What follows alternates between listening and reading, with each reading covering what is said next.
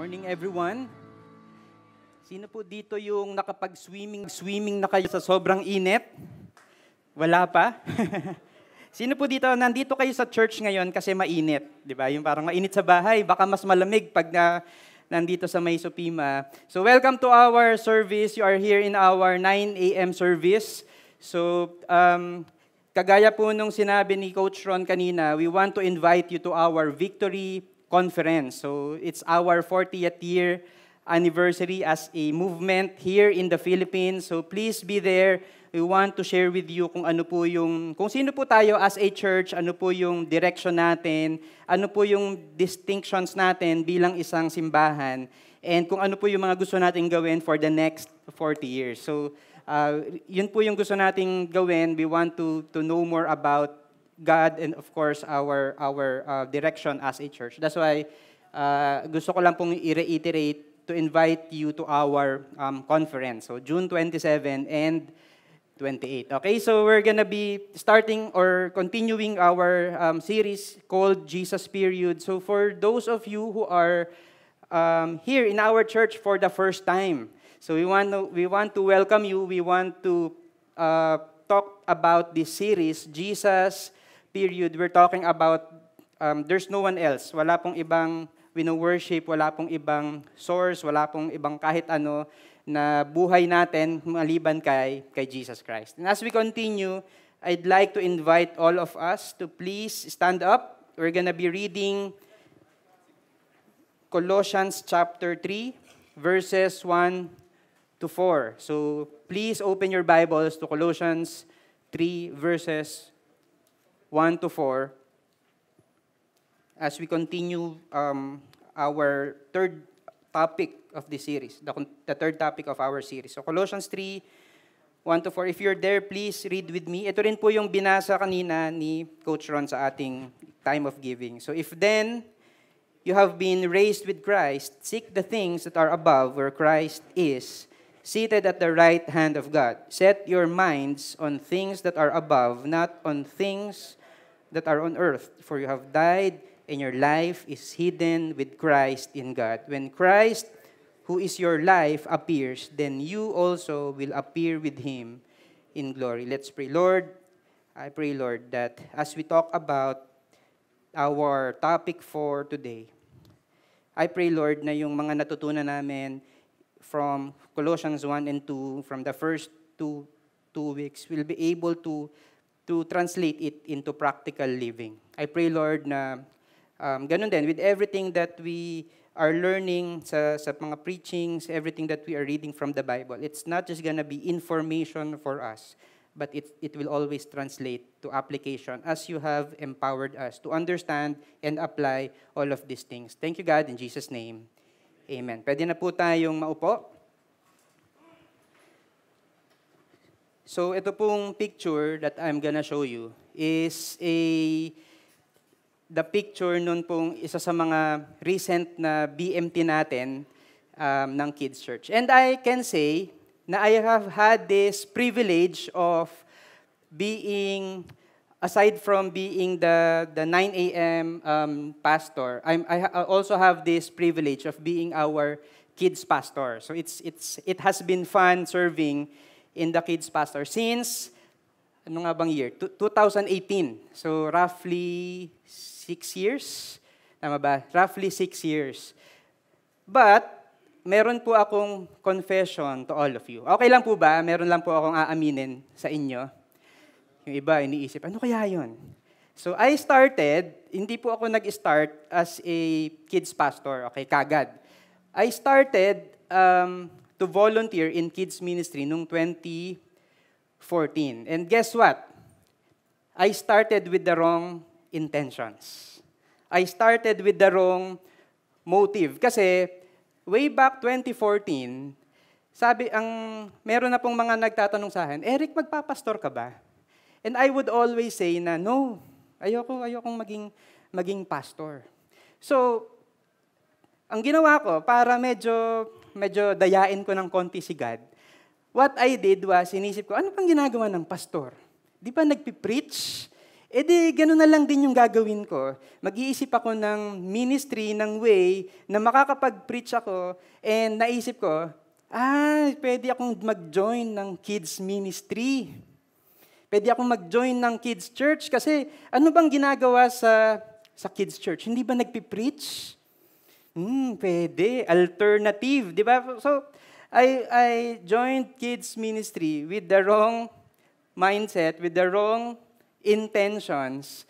I was thinking na, Lord, ayokong maging pastor. I'm gonna run away from you. Pero ito yung alternative that I'm gonna do. I'm gonna enter this ministry kasi parang ginagawa ko na rin yung role of a pastor.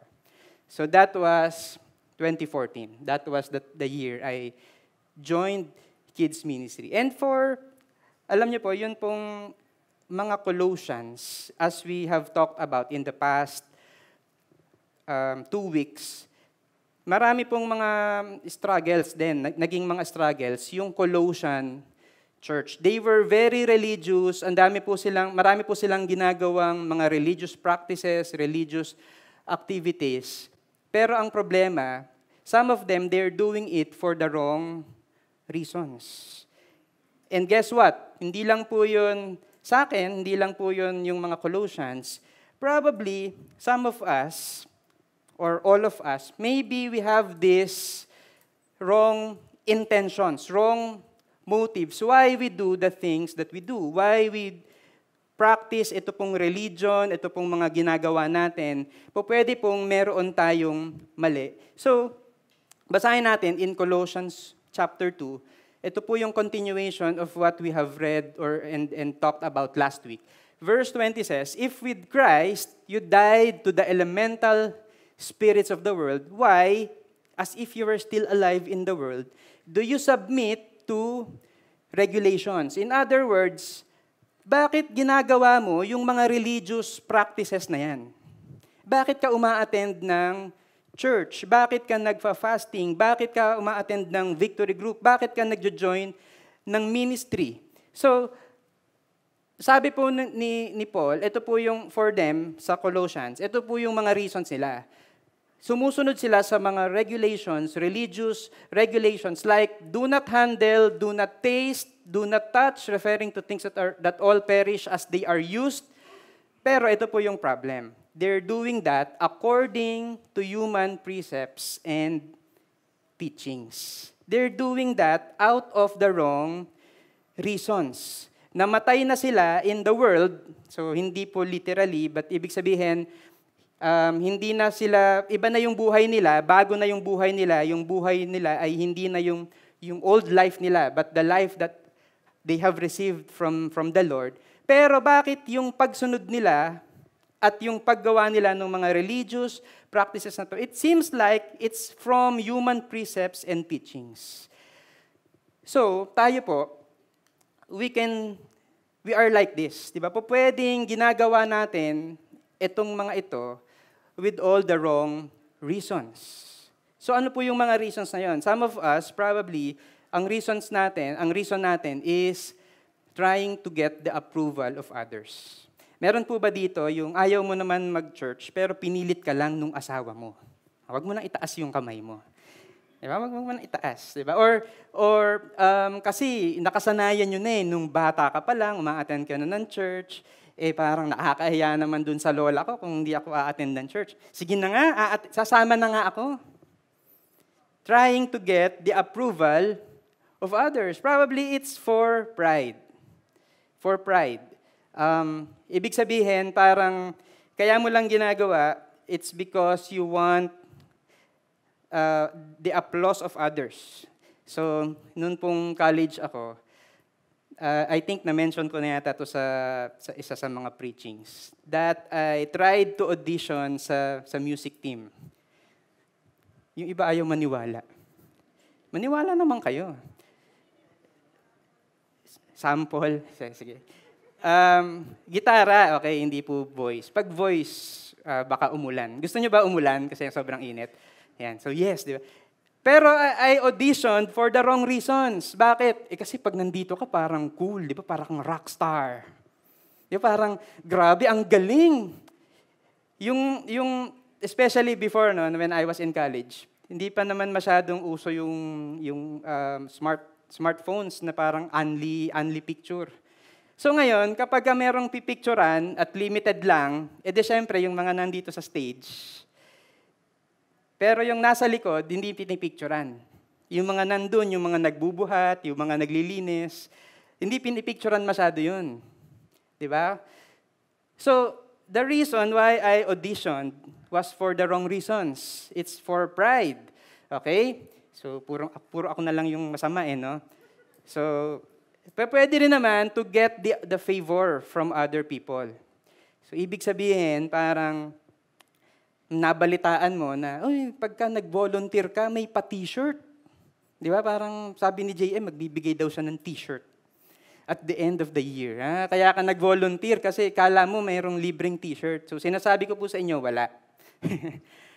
Ayan. O kaya naman, parang, ikakasal ka, or syempre, pag kinasal ako, susunod niyan, magpapa-house blessing, tapos syempre, bibili ka ng kotse, magpapa-car blessing ka, tapos susunod niyan, magkaka-baby kayo, magpapa-child dedication ka. Pagka ikaw yung volunteer, pag active ka as a volunteer, baka ikaw yung priority na pagbigyan sa schedule, sa kasal, and all of these things. Diba? So minsan, we're just trying to get the favor of others. Why we serve, why we do this, etc.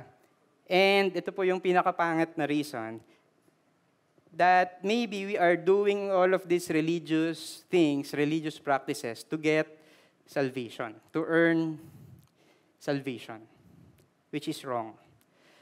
So, ang gusto po nating sabihin is that you can be very religious, very externally, parang pag tinignan ka, parang ang galing-galing mo, you're a model Christian. But maybe you're doing it for the wrong reasons. Pero ano po ba yung gusto nating gawin? Ano ba yung gusto nating isabuhay? Ito po yung gusto kong i-share sa atin as we start ito pong preaching. A life that is received through Christ should be lived in Christ. A life that is lived, or rather, that is received through Christ should be lived in Christ. So for the past 2 weeks, when we started this series, we have been talking about meron na po tayong new life in Christ. Ano po yung ibig sabihin nun? We have already died with Christ and now we have already been raised with Christ.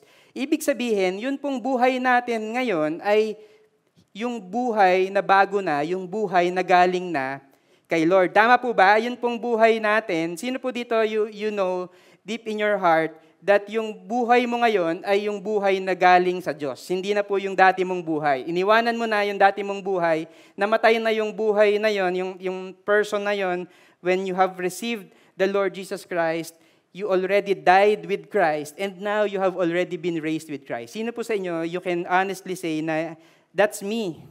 Diba? So, konti lang. Konti lang ba? Diba, tama po ba? Sino po dito you have received a new life from Christ? Convinced po kayo that you have received a new life in Christ. That's us, as we have received the Lord Jesus Christ. We have this new life. Ang question, are you living that life in Christ or not? That's the question that I want to ask all of us. Are you living your life in Christ? And because when you read the book of Colossians, yun pong Colossians 1 and 2, it talks about the doctrinal, theological part of who Jesus is, na si Jesus is supreme, si Jesus is Lord, Jesus died for us on the cross, and He nailed our record of debts on the cross, and now we have this new life in Christ. So, theological. Pero pag tungtong nyo po ng Colossians 3, ito na po yung practical. Paano magta-translate yung theological, yung natutunan mo from Colossians 1 and 2, paano siya magta-translate into practical living? Because that's what we want. Ayaw natin na ang dami-dami nating alam in the Bible, pero walang application. Tama po ba? Di ba?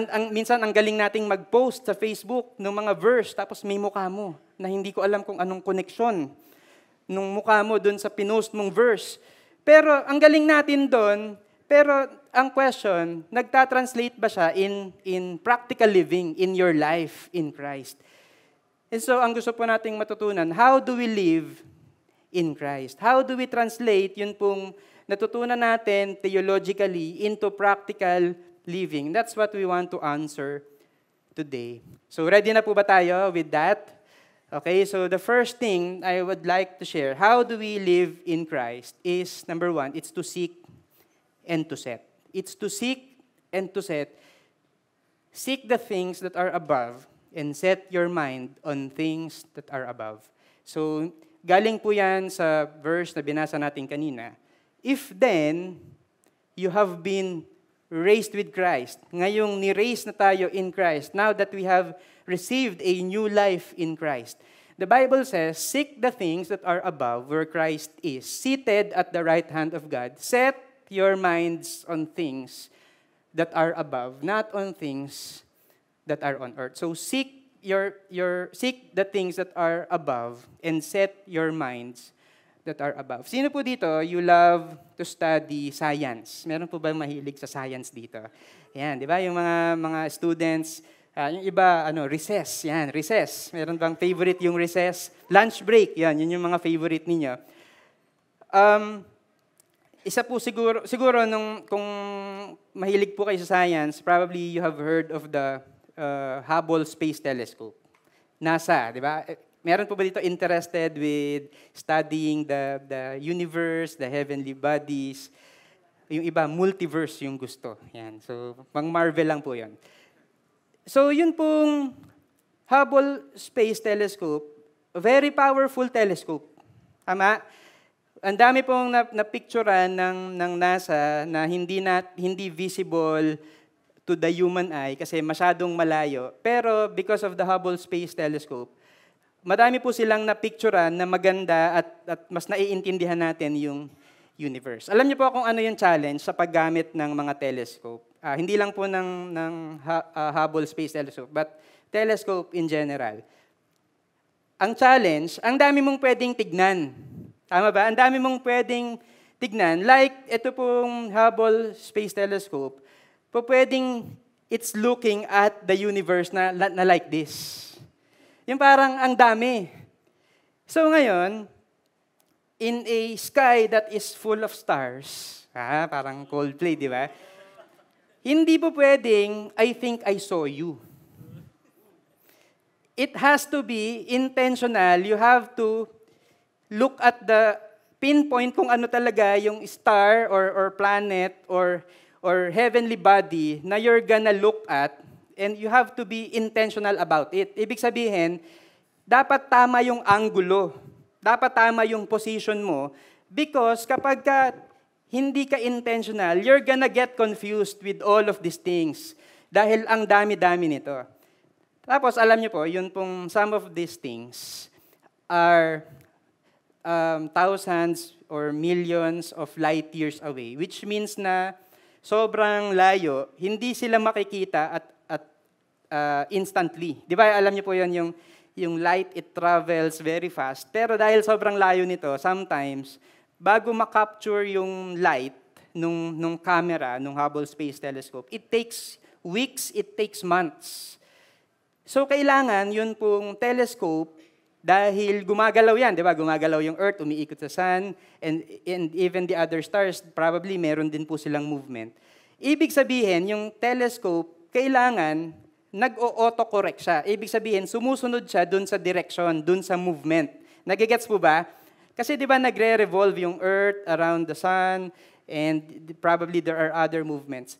So what I'm trying to say, it's seeking kung ano yung gusto mong tignan, pero it's also staying the course. It's setting. Di ba? Para pong tayo, we want to seek the things that are above, but we also want to set our minds on things that are above, because sometimes what we do, we seek, pero we easily forget. And we easily give up.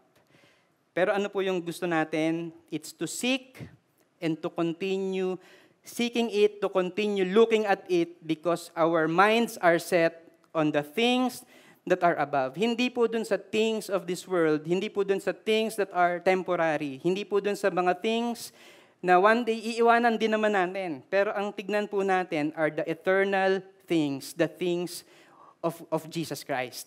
Okay po ba yun? Seeking the things that are above and setting your minds that are above where Christ is. And so, meron po akong mga questions dito so that we can determine kung yun bang buhay ko, is it seeking the things that are above? So, is my mind set on the things that are above? So, tignan po natin, ito yung mga questions that you can use to assess your life. Ano ba yung direksyon ng buhay mo? Saan ba papunta yung buhay mo? Ano yung mga desires mo? Ano yung mga bagay na importante sa'yo? Ano yung mga bagay na lagi mong sinisik, lagi mong pinopursue? Yun bang mga bagay na sinisik mo at yung sineset mo yung mind mo doon, does it bring honor to God? So please assess yourself. Is your mind seeking the things that are above? Is your mind set on the things that are above? Do the things that you seek and set your minds on bring honor and glory to God? So let's check yun pong pag-iisip natin. Ano ba yung tina-target natin? Ano ba yung tinitignan natin? Okay? So, as we continue po yung verse 3, ito po yung verse 1 and 2 yung binasa natin kanina. Verse 3 says, "For you have died, and your life is hidden with Christ in God. When Christ, who is your life, appears, then you also will appear with Him in glory."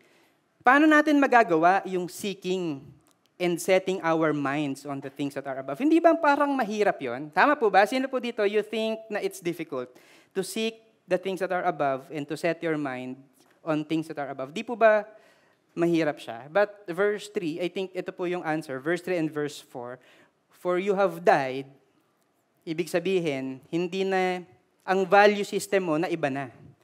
Because you have already died. Yung mga things that were once important to you, hindi na yon yung importante sa'yo because you already died and now your life is hidden with Christ in God. Alam niyo po yung ibig sabihin ng yung life mo is hidden with Christ in God? Ibig sabihin yung life mo is already secure in Jesus Christ. Yung life mo, ang source, hindi na yung things that are temporary, the things of this world. Ang source mo ay si Jesus na.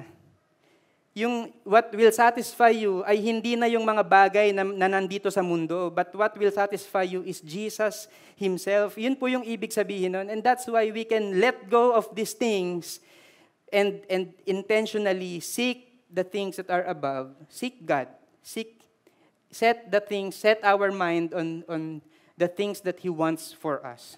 Set our minds on these eternal things. Because when Christ, who is your life, appears, then you also will appear with Him in glory. Ang galing po nito kasi when Christ says, sabi po niya sa Bible, who is your life? Si Jesus daw yung buhay mo. Si Jesus ang buhay natin. Hindi po sinabi sa Bible na Jesus or Christ is just a part of your life. Hindi sinabi na si Jesus is one of the important parts of your life. Or He's just the first, pero He's just one of the parts of your life. Ang sabi po sa Bible, Christ is your life. Si Jesus mismo yung source natin. That's what it means na hidden with Christ yung life mo. It's because si Jesus Christ mismo ang buhay natin. He is our source. He is the reason we live by. He is the reason kung bakit po tayo nabubuhay. He is everything in our lives. Yun po yung ibig sabihin nun. And that's why we can seek the things that are above and then set our minds on things that are above because Jesus is our life. Okay po ba? Second that I want to share, it's to put off and put on. Put off and put on. Put off what is earthly and then put on the new self. Put off what is earthly, and then we're gonna put on the new self. So meron pong isang wife na naglilinis ng bahay, and nakita po niya, ang daming agiw dun sa bahay. So sino po dito yung mga asawa, mga wives na naglilinis lagi ng bahay? Meron po ba? Yan, di ba yung nabubwisit ba kayo kapag kakalinis ko lang, tapos meron na namang agiw, di ba? Meron pa bang ganon? Yung parang, lagi na lang madumi, lagi na lang mayroong agiw. So, may nakaka-relate po ba? Yung iba, hindi po agiw yung problema ko, madaming ipis, di ba? Iba yung problema. So, in this case, maraming agiw. So, nabubwisit na yung wife, lagi siyang naglilinis ng bahay, tapos laging bumabalik yung agiw. So, one day, nag-pray siya, Lord, pwede bang tanggalin mo yung mga agiw sa buhay ko? Parang ang lalim ng prayer, di ba? Parang literal na agiw, pero ang prayer niya medyo symbolical, mga agiw sa buhay ko. Narinig nung husband, sabi nung husband, patayin mo yung gagamba. Di ba? Kasi sometimes, reklamo tayo ng reklamo dun sa agiw, but we're not doing anything with the spider. Sabi po ni John Owen, be killing sin or it will be killing you. Problema tayo ng problema with, reklamo tayo ng reklamo dun sa mga problema natin sa health. Ang question, meron ka bang ginagawa regarding your health? Do you eat the right kinds and right amount of food? Do you sleep properly? Do you exercise? Minsan reklamo tayo ng reklamo pagdating sa pera. Ang question, good steward ka ba nung pera na binigay sa'yo ni Lord? Reklamo tayo ng reklamo, pero sometimes we're not doing anything about it. Verse 5, as we continue, dahil we are already raised with Christ, ang gusto po natin gawin is to put to death, therefore, what is earthly in you. And nag-enumerate po dito si Paul, sabi niya, sexual immorality, impurity, passion, evil desire, covetousness, which is idolatry. On account of this, the wrath of God is coming. In this, you too once walked when you were living in them, but now you must put them all away. Anger, wrath, malice, slander, obscene talk from your mouth. When you categorize or group ito pong mga nilista dito ni Paul, you can categorize it into sexual sins or social sins. Probably because iyon po yung problema ng Colossian church. They're struggling with sexual sins and social sins. Ang question ko po sa atin, ikaw, what do you need to put to death? And please don't answer, yung asawa ko po. Wala pong sasagot nung ganun, di ba? Or yung may utang po sa akin, ayan. Hindi po yun yung sagot, okay? Huwag niyo pong sabihin yon. What do you need to put to death? Is it for unforgiveness? Is it pride? Is it greed, laziness, addiction, fearfulness, jealousy, sensuality, theft, cursing, lying, disobedience, etc.? What is it that you need to put to death? You know kung ano po yung mga struggle ninyo sa buhay. You know kung ano po yung palagi ninyong pinagdadaanan. And this is just a small sample of what we need to put to death. Yung iba sabi, lahat I need to put to death because I'm struggling with all of these things. Ang question ko po sa inyo, as you assess yourself, what do you need to put to death? Can you assess yourself? Can you think about it? Ano kaya yung kailangan kong ihinto, tigilan? Ano yung kailangan kong ihingi ng tulong kasi hindi ko kayang patayin mag-isa? Pero pagka nagpatulong ako, nanghingi ako ng accountability with my victory group leader, I'll be able to put to death the sins that I have been struggling with. Pero ang pinaka-importante po dito is you have to make this decision to put to death what is earthly in you. And hindi lang po yun it's to put off or put to death. Ang isa pang sinabi ni Paul is to put on. Ito po yung karugtong, and have put on the new self. Put on the new self. Tatanggalin mo yung lumang ikaw, pero isusuot mo yung bagong ikaw, the new self, which is being renewed in knowledge after the image of its Creator. Here, there is not Greek and Jew, circumcised and uncircumcised, barbarian, Scythian, slave, free, but Christ is all and in all. Meron na po tayong new self.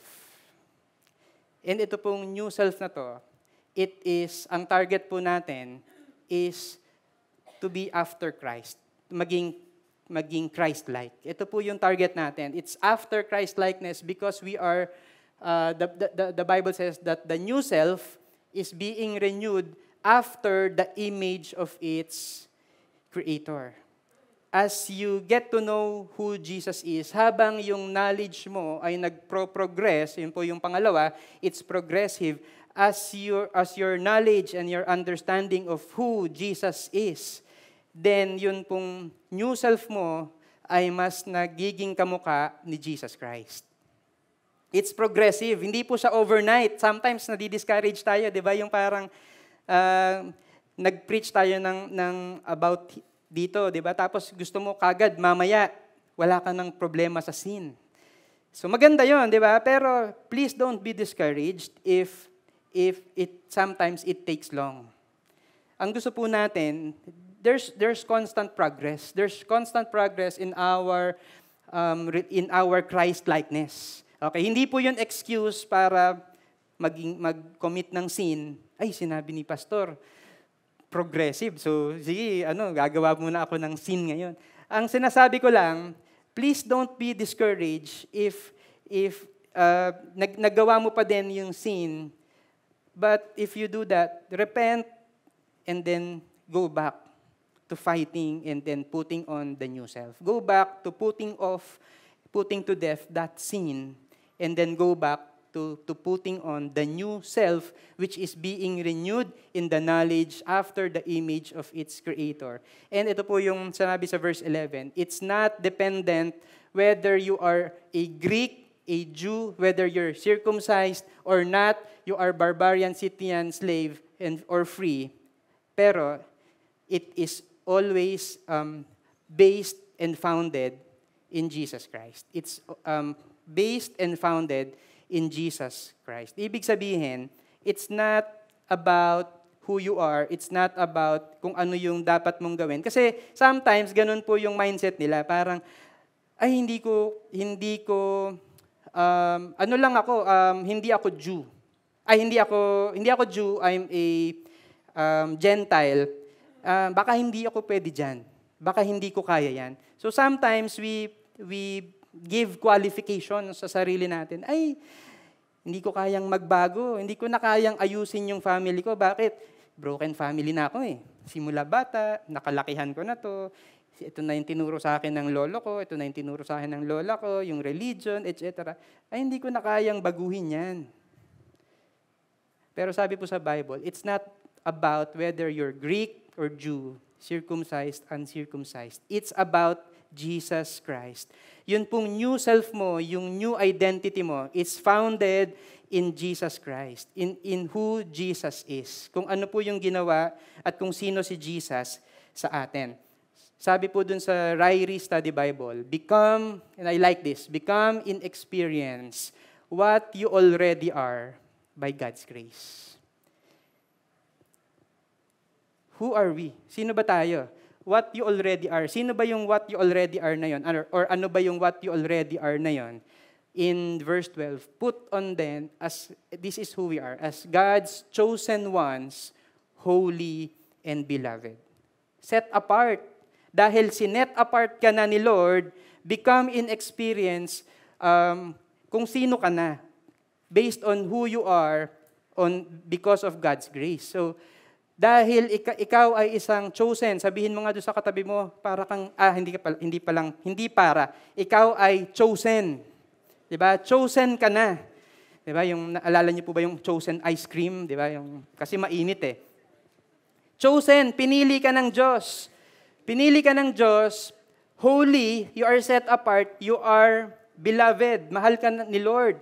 Ano yung ipuput on mo? Compassionate hearts, kindness, humility, meekness, patience, bearing with one another, and if one has a complaint against another, forgiving each other as the Lord has forgiven you. So, you also must forgive. And above all this, put on love, which binds everything together in perfect harmony. And let the peace of Christ rule in your hearts, to which indeed you were called in one body, and be thankful.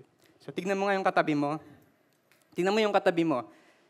Mukha ba siyang meron ng compassionate heart?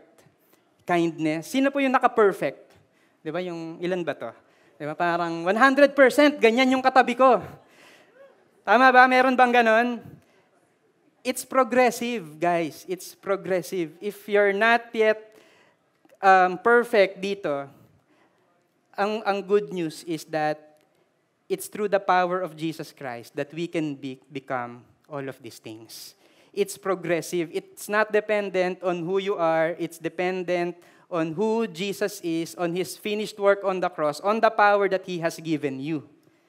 That's why we can put off the old earthly self that we have, and then we can put on the new self that we have, because it's not dependent on who we are. It's entirely dependent on who God is and what He has done for us. So put off, put on. It's like changing your clothes. Di ba? Yung parang papalit ka na ng bagong damit. Tanggalin mo na yung luma. Sabihin mo doon sa katabi mo, magpalit ka na ng damit. Hindi na yan kasya sa'yo. Yung iba na offende, bakit? Mataba na ba ako? Hindi dahil mataba ka, pero dahil bago ka na. Binigyan ka na ng bagong buhay ni Jesus Christ. Hindi na bagay sa'yo yung luma mong damit. Pang old self yan, pang earthly yan. Ngayon, bago ka na, you're now thinking of the things that are above. Yun na yung sinisik mo, yun na yung nakaset yung mind mo. So magpalit ka na, hindi na bagay sa'yo yan. Yung mga bagay na yan, yung kayabangan, yung pagmumura, yung katamaran, all of these things, hindi na yan bagay sa'yo. Ang bagay na sa'yo, ang dapat na isuot mo na, yung bagong damit, which is after the image of Christ. Yun na yung dapat mong isuot. And lastly, number 1, di ba, we want to seek and to set. Pangalawa, it's we want to put off and we want to put on. Pangatlo is we want to dwell and do. It's to dwell in God's Word, and we want to do everything in the name of Christ. Let, verse 16, let the word of Christ dwell in you richly, teaching and admonishing one another in all wisdom, singing psalms and hymns and spiritual songs with thankfulness in your hearts to God. Paano mo i-allow yung word ni God, ni Christ, to dwell in you? E di ikaw yung mag-dwell in the word of God. Because as you dwell in the word of God dwells in you. Ang ganda po nung picture na ginamit, or nung imagery na ginamit, it's the word dwell. Tumira. Sino po dito, mahilig po kayong magluto, tapos marami kayong mga gamit pang luto? Yan, di ba? Ito, chef to eh. Di ba? So, di ba kapag nagluluto ka, mahilig kang magluto, marami kang mga gamit, kabisado mo na yung kusina mo. Tama po ba? Alam mo kung nasaan nakalagay yung mga kawali, kung nasaan yung kutsilyo, nasaan yung strainer, and the ingredients, nasaan yung paminta, nasaan yung asin, etc. So, ano po yung ibig sabihin nun? When you're dwelling, because you are dwelling in your house, kabisado mo yung kung nasaan. Very familiar ka with the things around your house. Lalo na kapag palagi mo siyang ginagamit. Tama ba? Or for those of us, siguro yung mga lalaki, yung mahilig kayong magkumpune, mahilig kayong mag-woodworks, di ba? Yung kabisado nyo na kung nasaan yung martilyo, kung nasaan yung screwdriver, etc. That's what we want with the Word of God. There's gonna be familiarity. Alam natin, kung meron kang pinagdaan ng problema, that will cause you to not seek the things that are above. Meron kang pinagdaanan that will, na para bang you're not yet putting off yung problema or yung sin na meron ka. Ano po yung gusto nating gawin? We want to be familiar with what the Word of God says about it. We want to be familiar with it. We want to know na oo nga, no, parang may pinagdaanan kang problema. For example, you are a husband. Nag-aaway kayo na mag-asawa.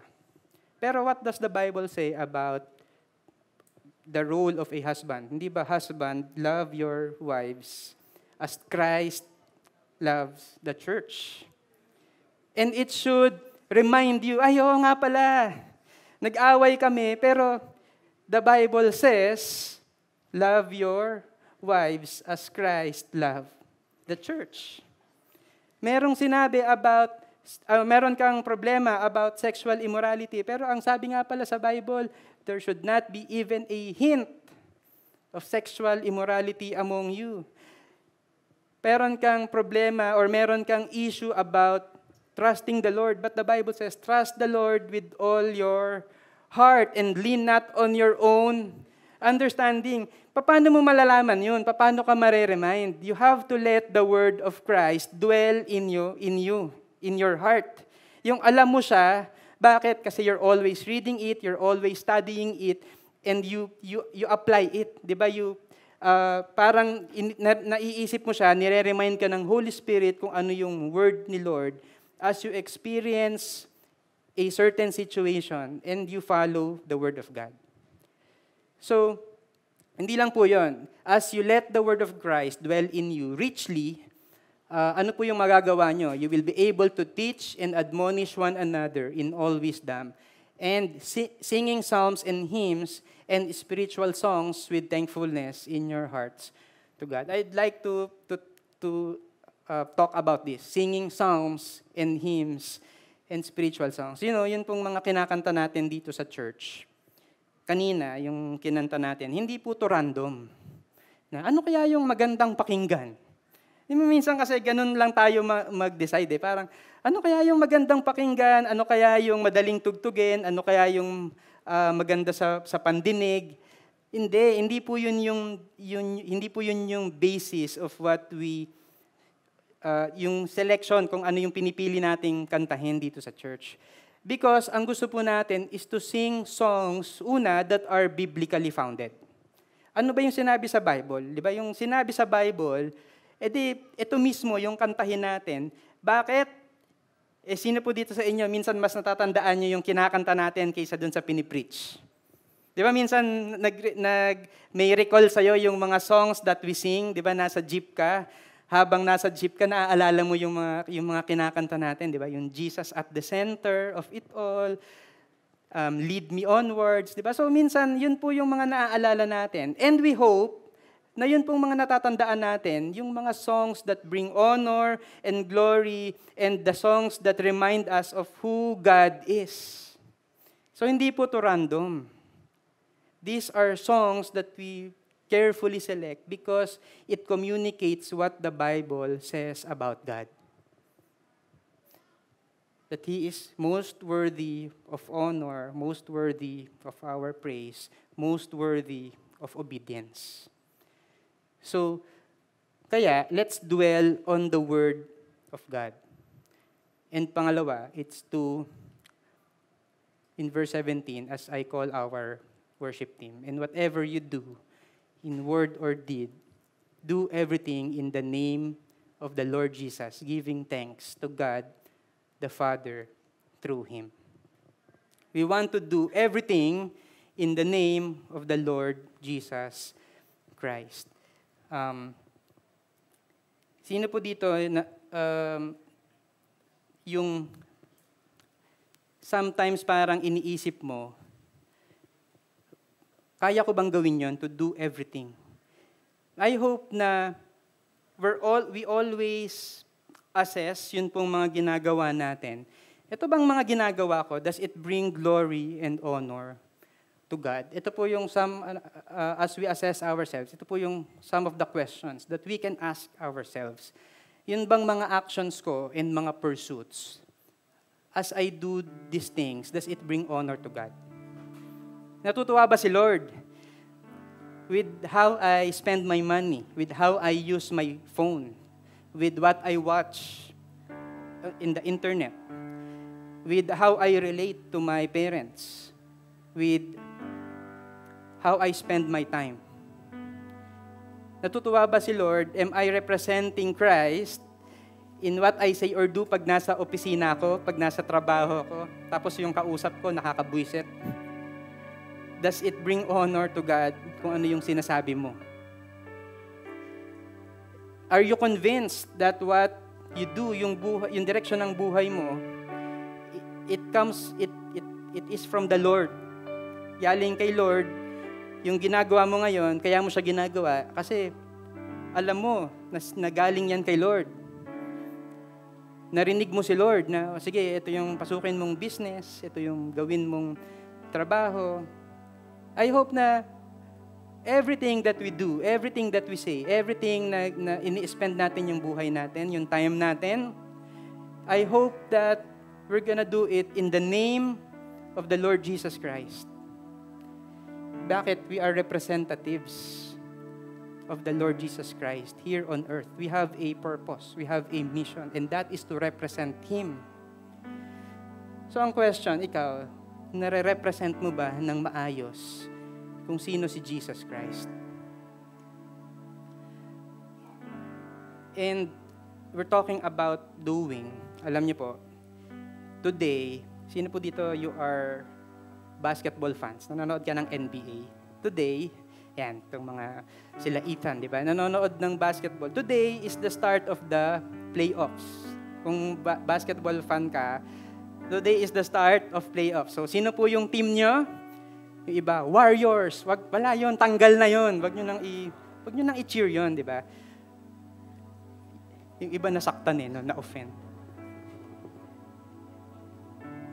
Yun pong playoffs, out of 30 teams, there's gonna be, ngayon, there's only 16 teams playing. Pag natapos po yung round 1, magiging kalahati na lang. So, 8 teams na lang yung maglalaro, and then magiging 4, magiging 2. Yung 2, maglalaban kung sino yung magiging champion. That's how it goes. Last year, ang nanalo was Denver Nuggets. Natatandaan niyo po ba? And all the champions, kapag ka po nanalo ka, a few days, a few weeks after mong mag-champion, what you're gonna do is you're gonna have a parade dun sa city. So meron po yung parade, kagaya nito, di ba? So they're carrying the trophy and they're carrying the banner and saying na ako yung champion. This year, whoever it is that you are rooting for, hindi pa natin alam kung mananalo yan. Tama ba? Hindi pa natin alam. Ngayon pa lang yung unang araw eh.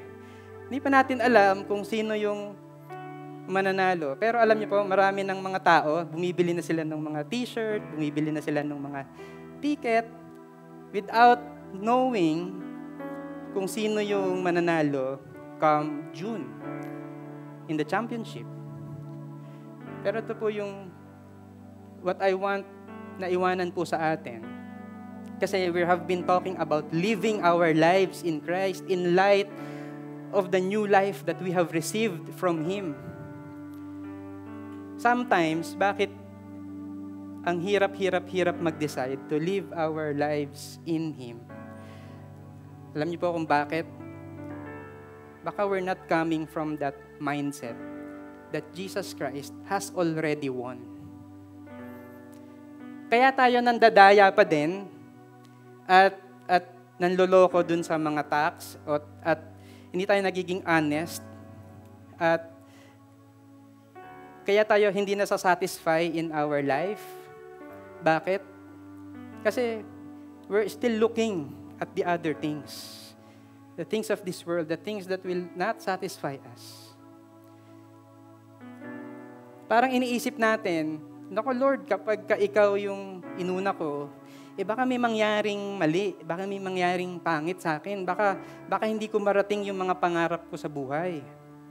Baka malugi ako, baka pag minahal ko siya, tapos hindi ako nag-give in dun sa kanyang sexual temptations, baka iwanan ako. Bakit tayo nag-give in? Baka hindi natin naiintindihan that we have a new life in Christ. And alam niyo po kung ano yung new life in Christ na yun.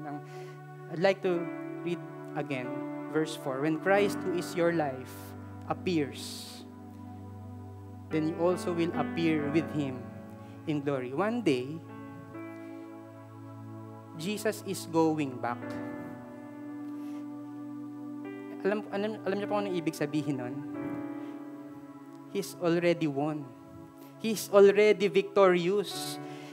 Sa basketball, di pa natin alam kung sino yung mananalo, pero kay Jesus, kaya mo nang dalhin yung banner niya ngayon pa lang, at mabuhay, na ngayon pa lang siya na yung reason mo para mabuhay. Bakit? Panalo na siya. Yun pong Jesus period, ito pong Jesus period, this is more than just a series title. It's a declaration that the banner that we are carrying, it's Jesus. I'm already satisfied. I'm already glad that Jesus is my banner, that Jesus is my life. Therefore, I'm gonna live in Him. I'm gonna live for Him. I'm not gonna live for all of these things. Yung buhay ko, I'm gonna live in Him, in Christ. Living in our lives in Christ will never be in vain because we know that Jesus has already won. This is the victory that we have. Kasi sabi sa Bible, then you also will appear with Him in glory. I can imagine one day, we're gonna be having this parade. Pero ang binabandera po natin, it's not just the basketball team, it's not our career, it's not the money that you have, it's not the achievements, it's just the name of Jesus.